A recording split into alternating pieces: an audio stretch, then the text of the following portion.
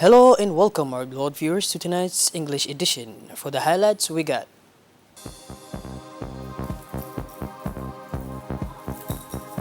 signing ceremony of the second contract for grants to local initiatives.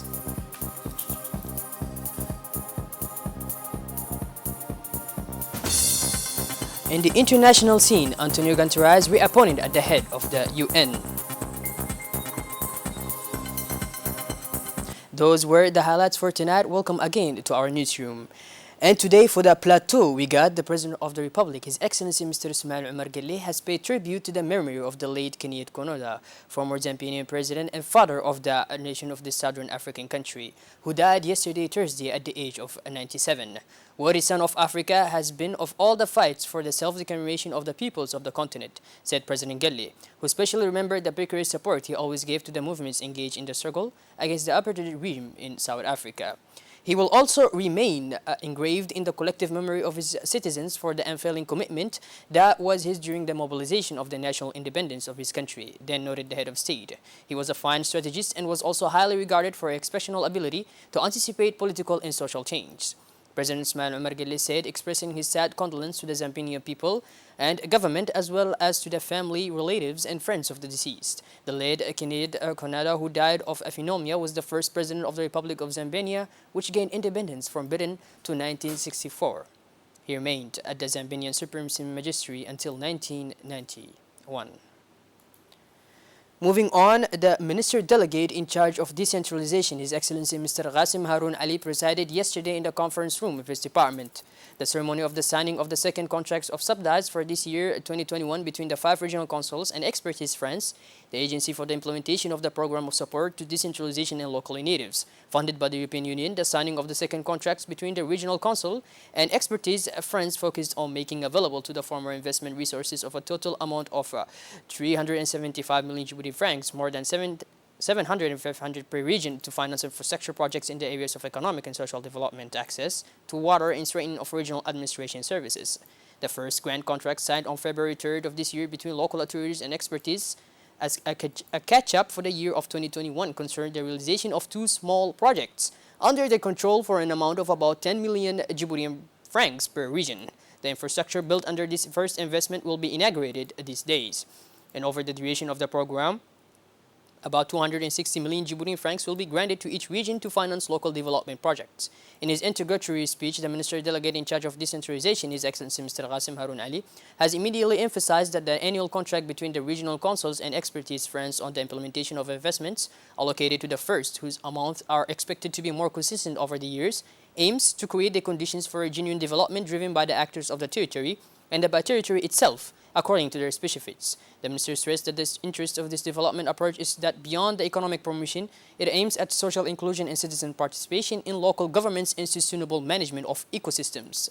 The minister specified that this empowerment will ensure the participatory and inclusive nations of the project's finance, which must be carriers of equity and balance, their compliance with the regional decentralization strategy, including policy documents such as Djibouti EC and Djibouti Vision 2035, the coherence of investment projects with the national strategy of the sectoral ministries with a view to avoiding duplication in all costs. Minister Qasim Harun Ali took the opportunity of this event to recall that the head of state, His Excellency Mr. Ismail Omar Guelleh, attaches great importance to decentralization, as evidenced by the change in the statute of the Department of Decentralization during the last reshuffle. It has moved from a state secretary to a ministry, said the minister. He added that the development of our regions through the development of the potential of each of them is an important component of national priorities of the policy of the head of state. Finally, the minister thanked in his speech the European Union donors of the AIDL program and Expertise France, implementing agency of the program. Moving on, the Secretary General of the Ministry of Health, Dr. Saleh Bonita Turab, presided over the closing ceremony of the training of trainees on clinical coaching of official newborn care, organized by the Directorate of Mother and Child Health with technical and financial support from UNICEF. This training, which took place from 15 to 17 June 2021 at the meeting room of Sheikh Hospital, was marked by discussions and recommendations for the next steps, including the beginning of cascade training for providers and servers in the various health facilities. The meeting was attended by the Director General of Sheikh Hospital, Mr. Musa Ibrahim Suge, the Director of Mother and Child Health, Mrs. Fatuma Ali Abdullah, the UNICEF representative, Mrs. Dega Abdelkader Hadi, and the Technical Director of Sheikh Hospital, Dr. Timiru Adenokoya.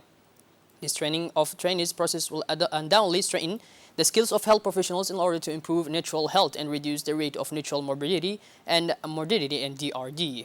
This training focuses on the management of natural health, which is essential for these health professionals who are in the front line to ensure prenatal consultation, delivery in hospital, preparation and reception of newborns, systematic examination of newborns before discharge from hospital, mutual follow-up in postnatal consultations, as well as follow-up care at home. In his speech, the Secretary General of the Ministry of Health indicated that natural and newborn health, as well as the reduction of material and natural morbidity and mortality rates, are a major priority for the Ministry of Health. In this summer period, many of our citizens in the capital flee the heat. In order to go to the neighboring country during the summer period, the Ministry of Health has set up control and surveillance devices against COVID-19 at the entry points of our country. In Galile, the quarantine and screening center is operational and functional and has a fully equipped laboratory dedicated to self-testing. This allows to increase tenfold the capacity of testing at the border post of Galile, which is particularly busy with travelers in the direction of this border point. And the center is equipped with equipped ambulances. The center responds to a double imperative. Firstly, to reinforce the impermeability to COVID-19 to prevent any risk of introducing the virus into our territory. And secondly, to facilitate the movement of people by reducing waiting times thanks to Sevilla tests which are faster. As part of the celebration of the National Holiday of Independence, the Mayor's Office of the Capital, in collaboration with the Ministry of Youth and Culture, the ONTD, and with the Association for the Safeguarding of Heritage, organized a day called Know Your City. Have participated in this event students from the three communes of the city of Djibouti. The main objective of the visit is to knowledge, but especially the awareness of the existence of national heritage in our country and architectural sites of the capital. The day began at 7:30 a.m. with a projection in the conference room of the town hall of the different sites to the visit. The students were able to see the old photos. One could read and see the joy of the students on their faces at the discovery of the city of Djibouti of the 19th century and the beginning of the 20th century. Afterwards, a guided tour on the field was organized in order to see the different heritage. The students were supervised by the staff of the town hall as well as members of the ACP and teachers. During this guided tour, the young people were able to see but especially appreciate the history of these sites.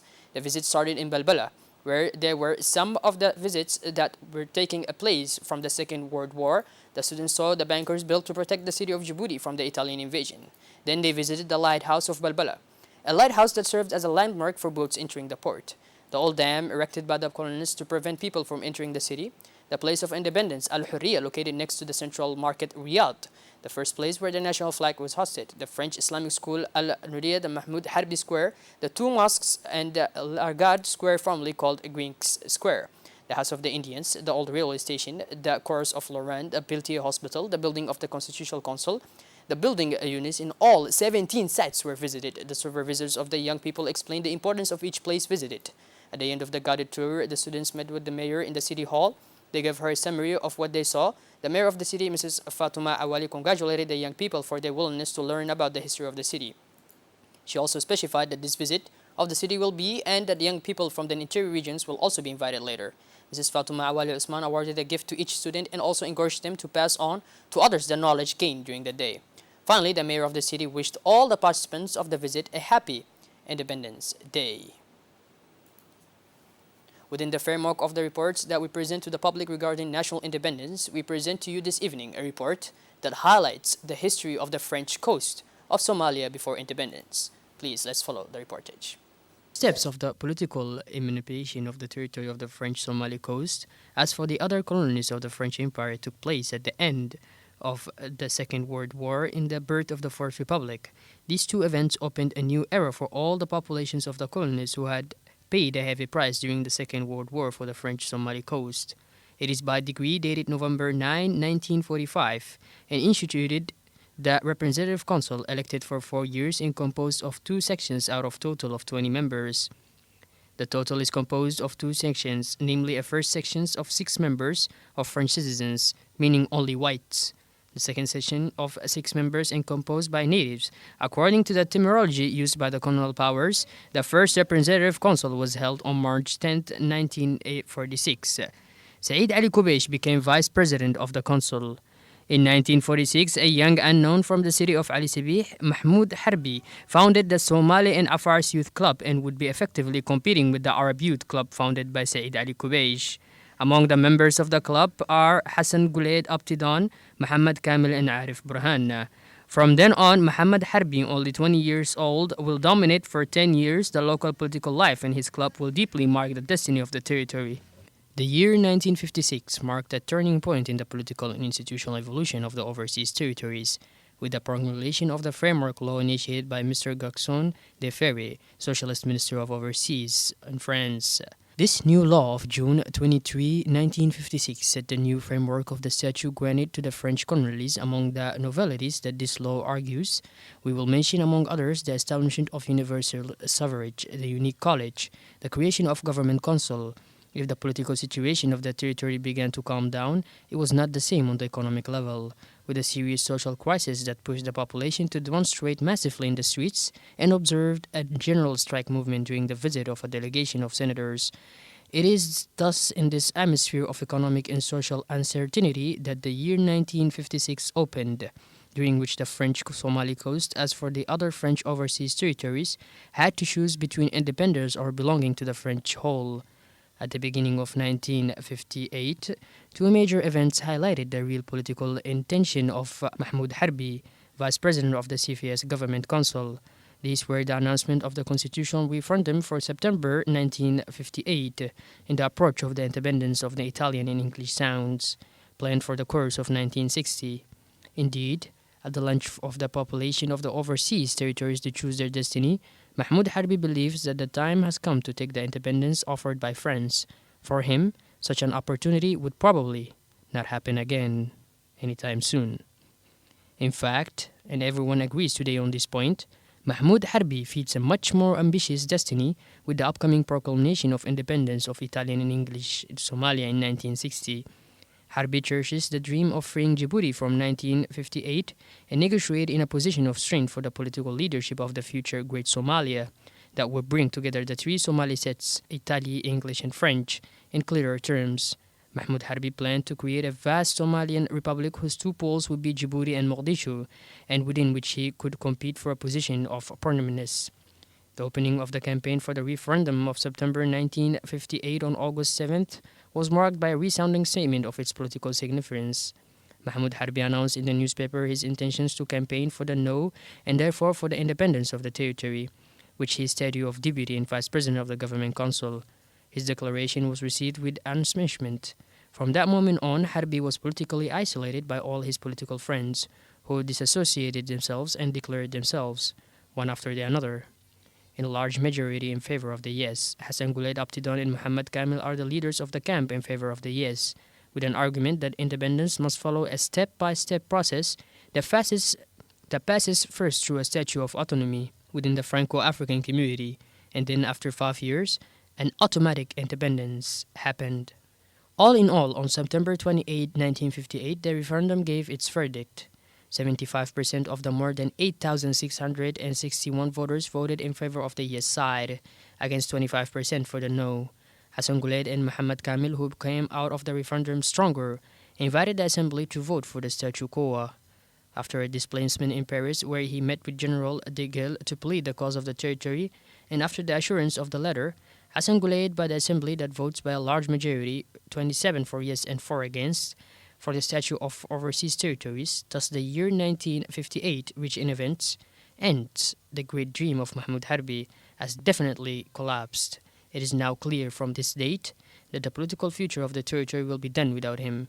He took the decision at the beginning of 1956 to leave Djibouti and never return. He undertook a long tour which took him successfully to Cairo, Mogadishu, Western Europe, and Beijing. In July 96, he attended the independence celebrations and the birth of the Republic of Somalia. While there, he laid the foundations of a CFS Liberation Front. In October, however, 1960, tragic news reached Djibouti. Harbi was killed in a plane crash between Geneva and Cairo. Moving on to sports, the Djiboutian Tennis Federation has officially launched the June 27 tournament. The tournament is part of the National Sports Week of Independence, initiated by the Secretary of State in charge of sports, His Excellency Mr. Hassan Mohammed Kamil. This event has seen the participation of senior officials of this ministry, namely the Inspector General, Mr. Musa Ali, and the Director of Sports, Mr. Abshir Ali, and the Transitional President of the Djiboutian Tennis Federation, Mr. Sugi Ibrahim. SUGE and its committee members, the ceremony through last 1 week has grouped several categories of age, namely the cadet girl, cadet boy, double adult man, and the mini girl. As we move towards the international scene, Antonio Guterres began his second term as the head of the United Nations.